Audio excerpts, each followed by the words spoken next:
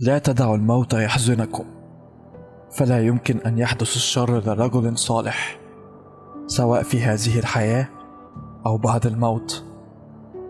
حسنا، لقد حانت ساعة الرحيل. يجب علينا أن نذهب، كل في طريقه. أنا للموت وأنتم للحياة. صباح الفل أو مساء الفل حسب الوقت اللي بتتفرجوا فيه. أهلا بيكم في فيديو جديد من بوب تاتس. النهاردة هعرفكم إزاي عملت الأنيميشن في الفيديو اللي شفتوه من ثواني، ونبدأ بعد الانترو.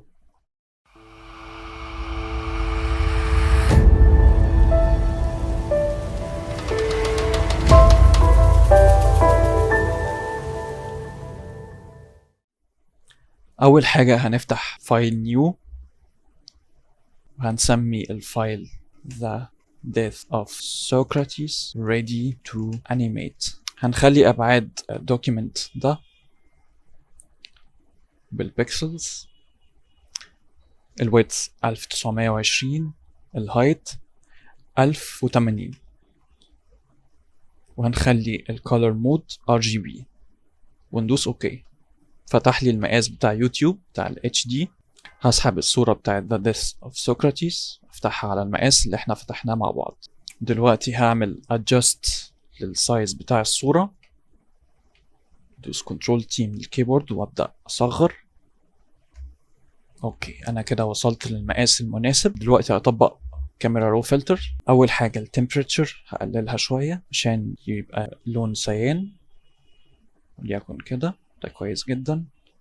البلاكس هقللها وليكن سالب 24، ده كويس.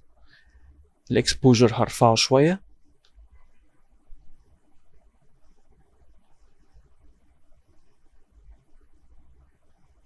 اعتقد النسبة دي كويسة. الشادوز هنقللها، ممكن على الاخر كمان. دلوقتي هضيف adjustment layer، color lookup، 3 strip look، وهقلل فيها الفل ل60%. وهدوس من الكيبورد كنترول E، امسك الاتنين لايرز دول واعملهم كنترول E عشان ادمجهم. دلوقتي فاضل لنا ان احنا نعزل الشخصيات عن الخلفية. هنعمل سيلكشن للشخصيات اللي هتتحرك وبس، وبعد كده هنبدأ ننظف الباك جراوند، نشيل منها الشخصيات اللي احنا اوريدي عزلناها. انا في الخطوة دي هسرع عشان الفيديو ما يبقاش ممل.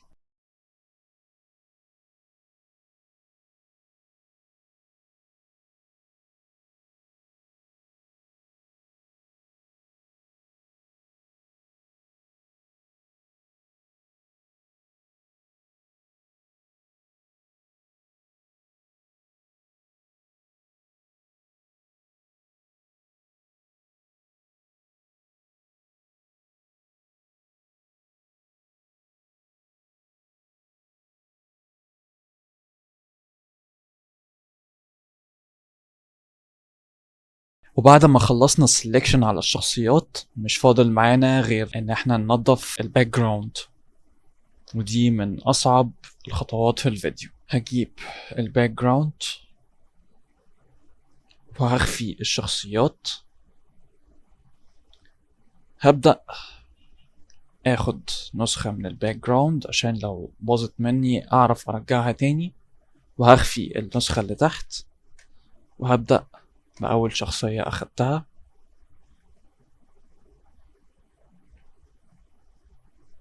وهي الشخصية دي. انا دوست من الكيبورد كنترول ودوست على السب نيل علشان ابدأ اعمل سيلكشن على الجزء ده من الصورة، وهدوس W عشان يجيب لي الكويك سيلكشن تول، وادوس كليك يمين فل content aware.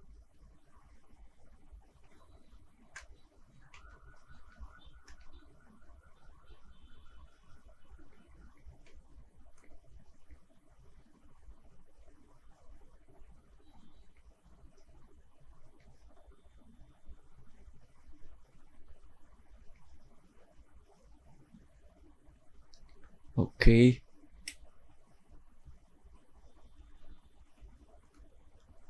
دلوقتي عشان اللاير دي تحت لاير الراجل اللي فوقيه، فكده makes sense، موضوع منطقي. اوكي lose control S. نعمل العكس بقى، نخفي اللاير بتاعت الراجل اللي قصينا منه selection، ونتابع تنظيف الباك جراوند.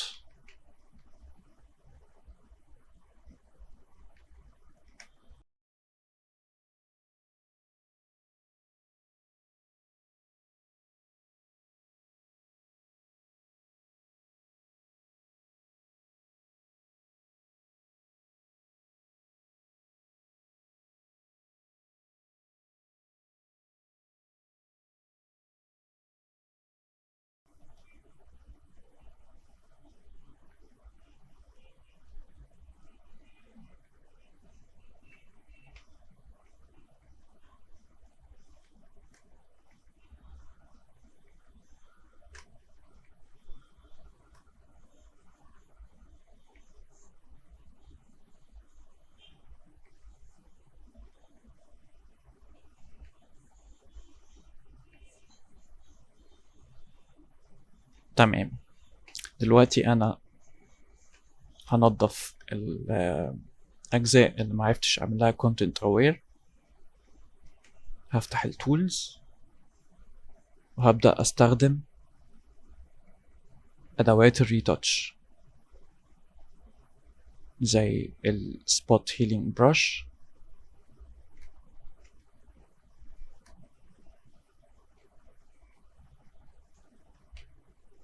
دوس كليك دراج يبدأ ينظف لي المكان اللي دوست عليه.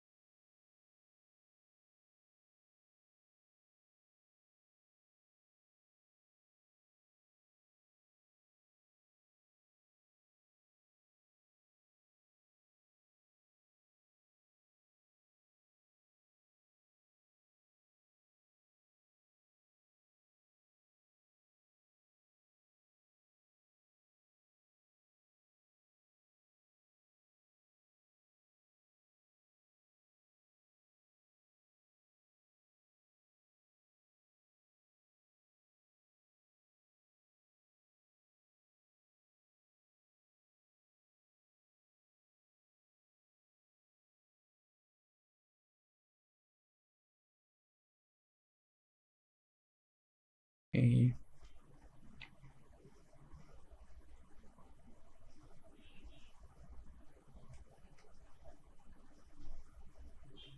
دلوقتي الباك جراوند خلاص بقت نضيفة. هاجي بس عند شخصية سقراط، فاضل اني اظبط الجزء ده، اعمل له ريفاين، هدوس كنترول وادوس على الثامبنيل بتاعته واحدد الشخصية كلها، وهبدأ اجيب الكلون ستامب تول وهدوس الت وابدأ اخد من العينة دي وارسم حوالين الدراع.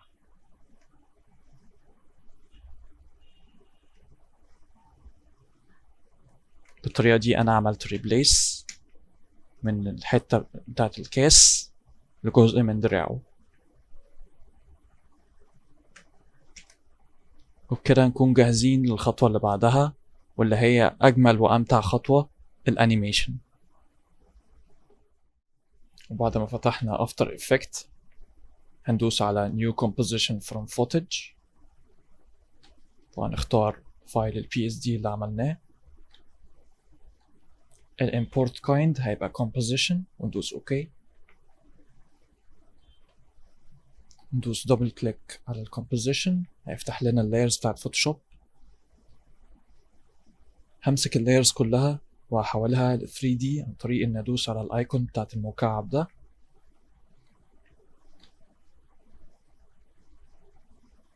وهاجي فوق أول لاير وهفتح قائمة لاير وأدوس New Null Object، وهحولها هي كمان ل 3D، وهفتح قائمة لاير المرة التانية وهضيف كاميرا. مش هغير في السيتنجز بتاعتها خالص، هدوس اوكي، وهربط النول اوبجكت بالكاميرا عن طريق اني بدوس على البيرنت الشكل الحلزوني ده. بعدين همسك كل اللايرز وهعمل لها parent مع النول اوبجكت، وهضيف layer solid وهسميها transition، وهخلي الكالر باللون الأسود وأدوس أوكي.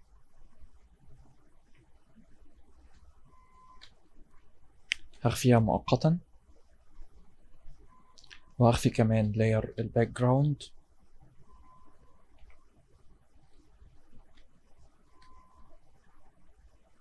وهبدأ أضيف effects بالبن على كل الشخصيات اللي معانا.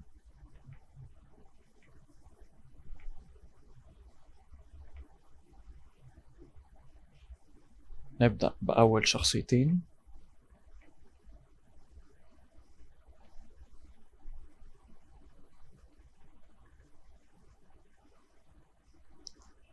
نيجي عند ال puppet position pen وندوس عليها، نبدأ نضيف البنز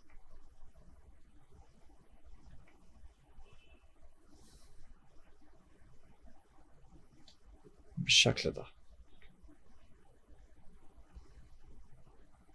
نيجي عند الشخصية التانية، نبدأ نضيف البنز،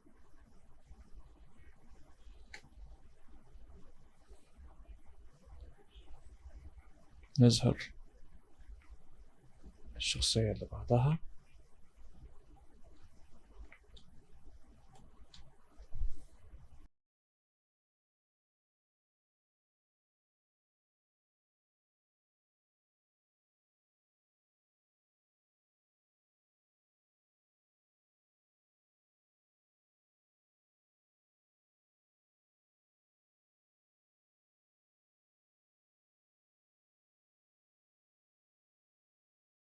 دلوقتي هرجع أظهر لاير الترانزيشن ولاير الباك جراوند، وهدوس تي من الكيبورد عشان أجيب الأوباسيتي، وهضيف كي فريم من أول الثانية 0،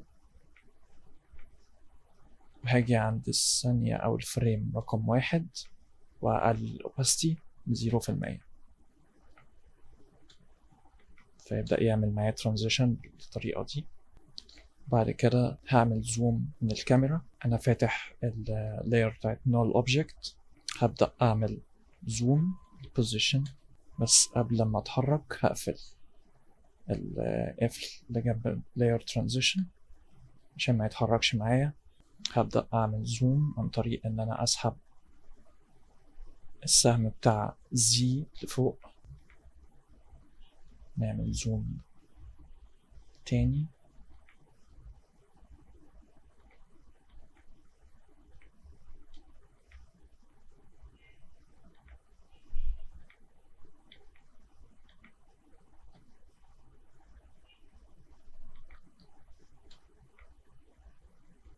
دلوقتي هاجي للبنز اللي أنا سطبتها في الأول وهغير مكان الكي فريمز بتاعتها عشان يبدأ يعمل لي افكت الحركة.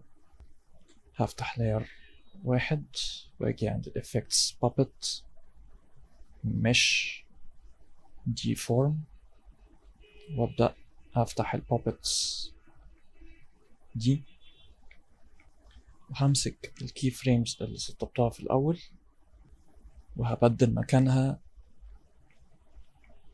تحت التايم انديكيتور في الثانية والفريم اللي أنا واقف عليه اللي هو رقم 1.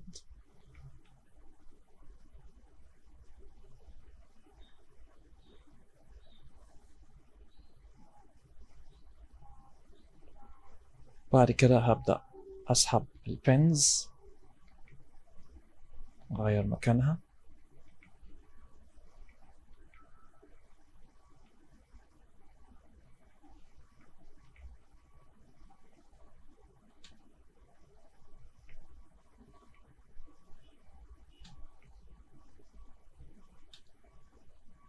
زي ما انتم شايفين بدأ يعمل معايا الإفكت. تاني مرة همسك البنز وهبعدها، وليكن مثلا للفريم رقم 5.12. نشوف الحركة عاملة ازاي.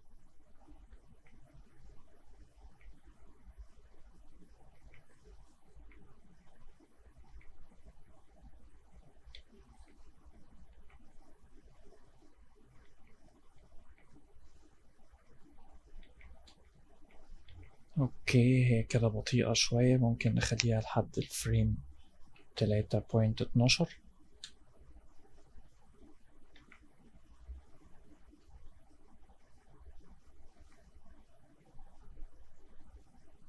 اوكي كويس جدا. دلوقتي هاجي عند الشخصية التانية في لاير رقم 2، وهبدأ أعدل في البابت. همسك الكي فريمز اللي عملتها في الأول وهبدأ أعدل عليها. همسك التايم انديكيتور وامشي شوية بالحركة.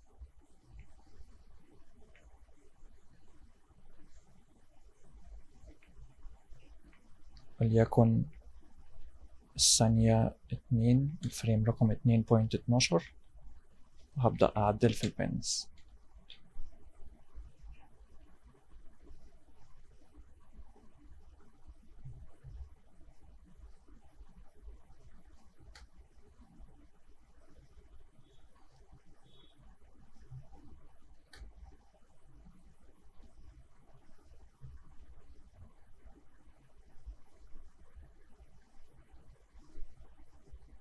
اوكي، هظبط الحركة تبقى بالظبط تقفل مع نفس الحركة اللي قبلها. تاني نبدأ من الأول.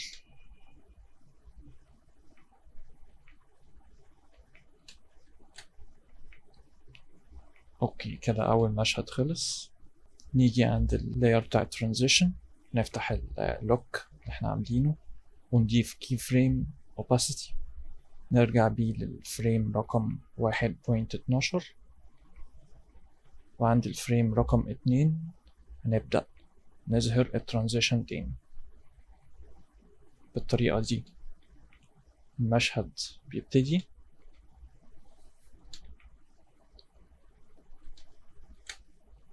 وبيعمل فيد.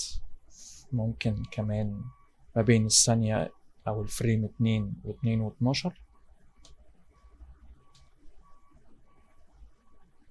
كده أفضل جدا. دلوقتي هنعمل المشهد التاني، وبرضو هعمل هايد للترانزيشن مؤقتا. طيب في الأول أنا استخدمت النال اوبجكت في إن أنا أعمل زوم أوت وأظبط البوزيشن بتاع الكاميرا بتاعتي. هرجع تاني الترانزيشنز عشان أظبط حاجة في الزوم.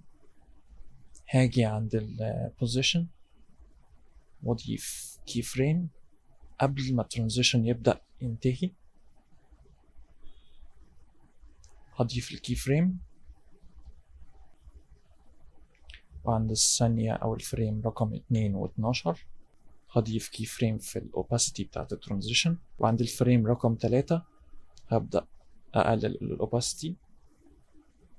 وما بين الثانية 2 و12 و3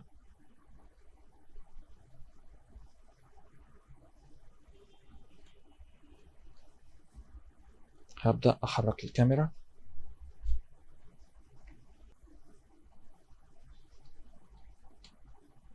أوكي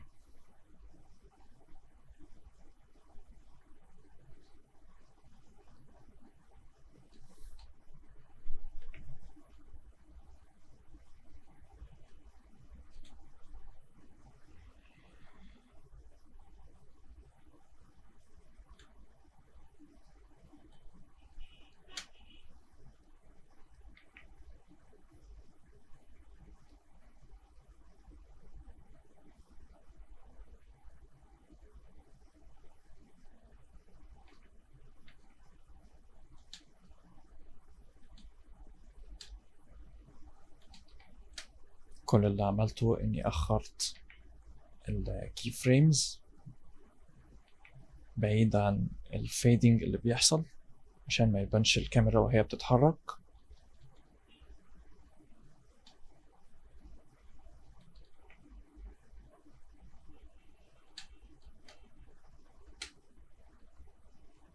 نبدأ نعدل في البنز بتاعت الشخصيات اللي قدامنا.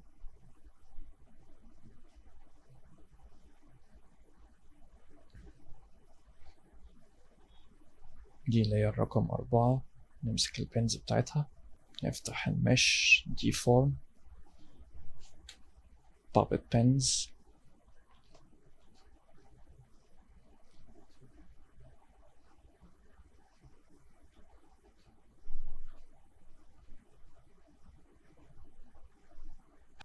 عند الثانية 4 أو الفريم رقم 4 هننقل البنز، الكي فريمز بتاعت البنز،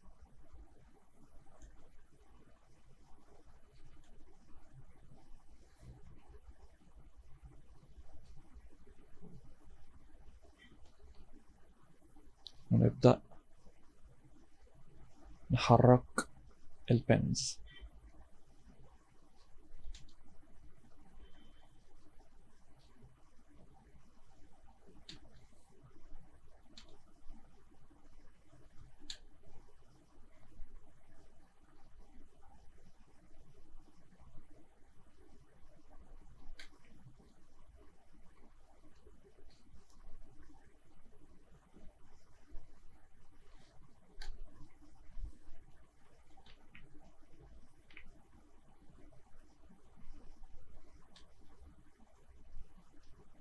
طبعا كده الحركة سريعة جدا.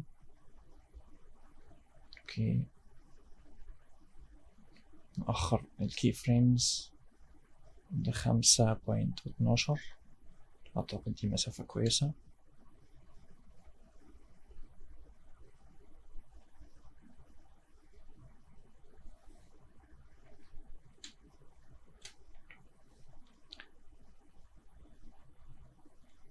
بعد كده نيجي عند الشخصية اللي تحت اللاير دي، لاير رقم 3، نمسك البنز بتاعتها ونسحبها ناحية التايم انديكيتور. احنا واقفين على الفريم 5.12.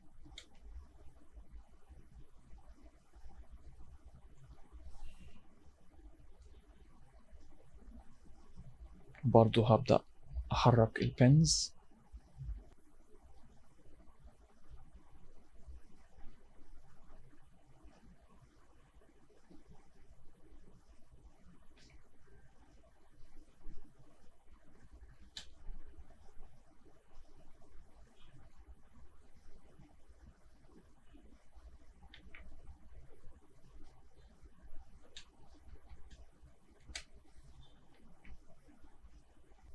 طيب في الكي فريمز بتاعت الراجل العجوز ده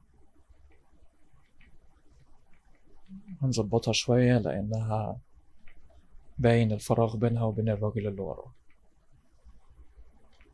هنمسك البنز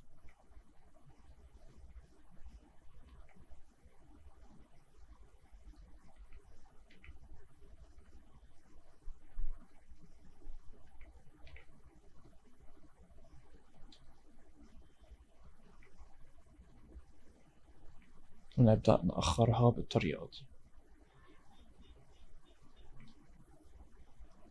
دلوقتي الانيميشن في المشهد التاني أسرع من المشهد الأولاني، فأنا أخدت الكي فريمز بتاعت الراجل العجوز، شخصية الراجل العجوز، وهظبطها مع البنز بتاعت الشخصية اللي وراه.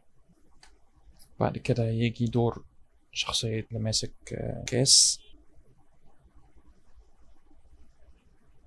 اللي هي الرقم 5. هنبدأ نعدل على البابت، مش نمسك الكي فريمز نسحبها تحت التايم انديكيتور في نفس الثانية اللي فيها الشخصيات بتنهي الحركة بتاعتها. وبرضه هنبدأ نغير أماكن البنز.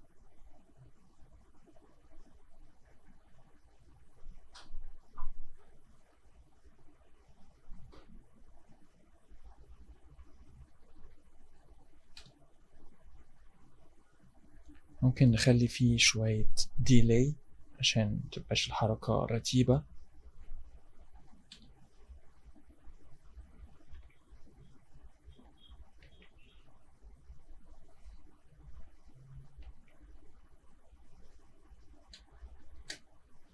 وقبل ما الحركة تخلص هنعمل ترانزيشن للمشهد الثالث.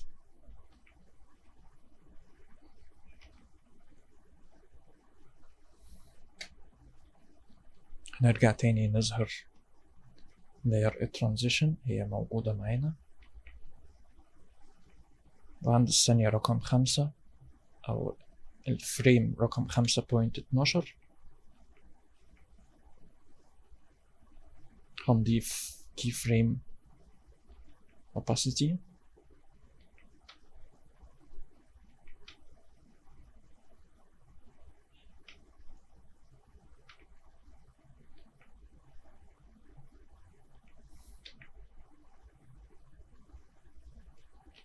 وهنسحبها للفريم رقم 4.12.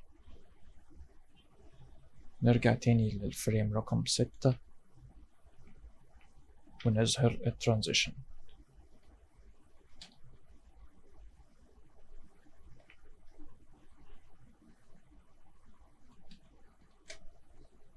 دلوقتي فاضل معانا آخر مشهد ما بين الفريم رقم 6 والفريم رقم هنقف عند الفريم رقم 7 وهنقلل opacity transition وهنقف على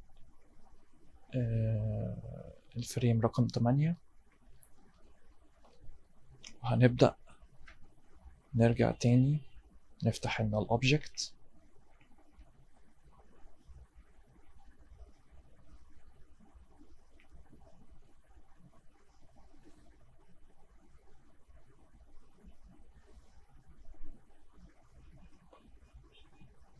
ونضيف key frame.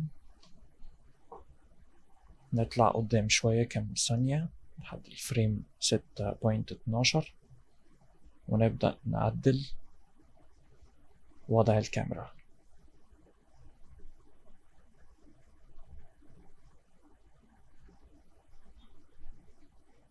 وكمان هعمل زوم اوت شوية.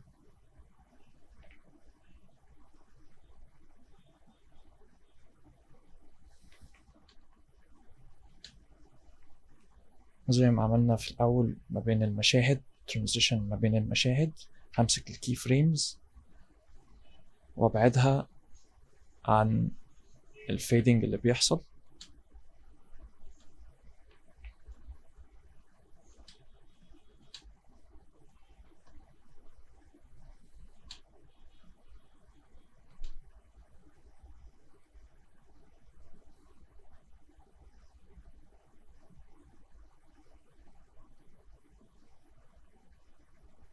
الفيدنج يبدأ ينتهي هنا.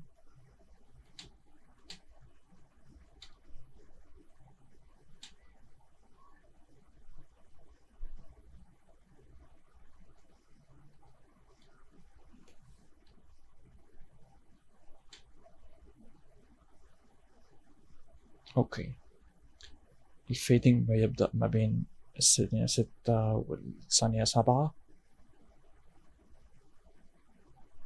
فنبدأ نقرب الكي فريمز من بعضها بالشكل ده.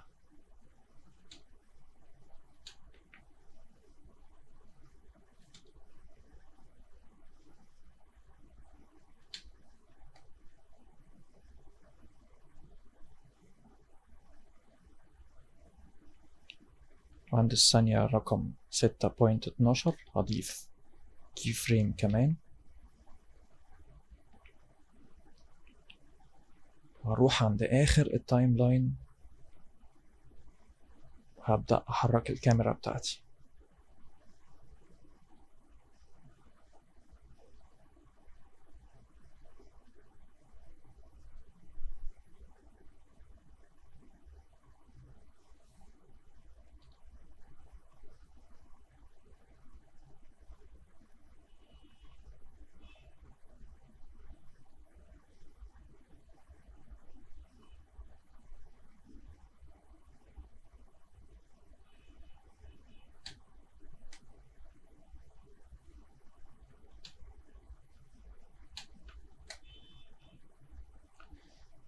هاجي عند لاير شخصية سقراط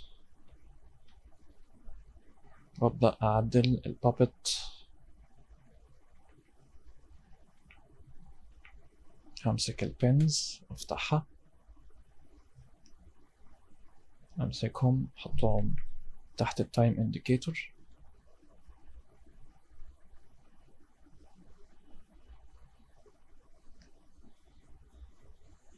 واروح بيهم لاخر الكومبوزيشن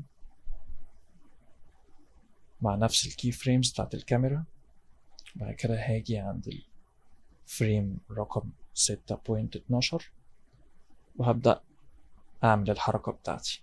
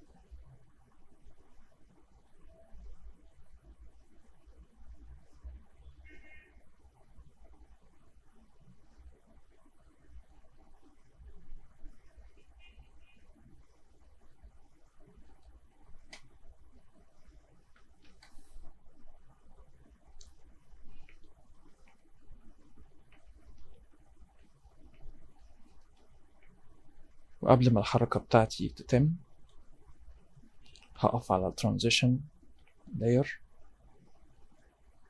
وهبدأ أحط keyframe opacity 100%.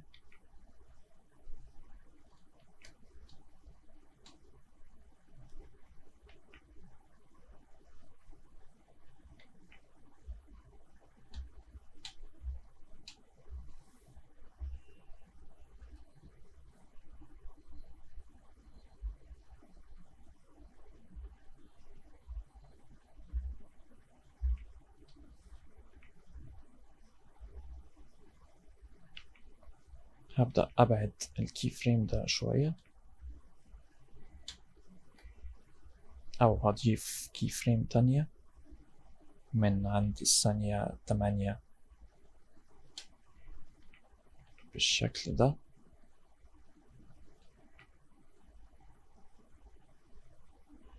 ويبدأ بعدها الفيدنج ينهي المشهد بتاعي.